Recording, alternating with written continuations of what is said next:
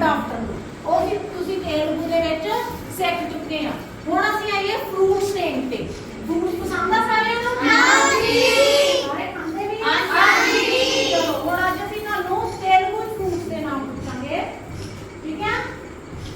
ਹੁਣ ਜਦੋਂ ਤੁਸੀਂ ਫਰੂਟਸ ਖਰੀਦਣੇ ਆ ਤੇ ਨਾਲ ਨਾਲ ਤੇਲਗੂ ਚ ਵੀ ਕਹਿਣਾ ਕਿ ਸਾਨੂੰ ਆਹ ਫਲ ਦੇ ਦਿਓ, ਠੀਕ ਹੈ? ਹਾਂਜੀ। ਹਾਂ, ਫਰੂਟ ਵਾਲੇ ਭਾਈ ਨੂੰ ਵੀ ਆਪਾਂ ਤੇਲਗੂ ਸਿਖਾ ਕੇ ਆਣੀ ਆ। पहला है वाटरमेलन। टीम ए दा क्वेश्चन आ वाटरमेलन नो सी तेलुगु की कहने आ पुच्चाकाया। शाबाश, वेरी गुड। टीम बी दा क्वेश्चन आ ग्रेप्स। ग्रेप्स नो सी कहने आ वेरी गुड। गुआवा नो आपा की कहने आ वेरी गुड।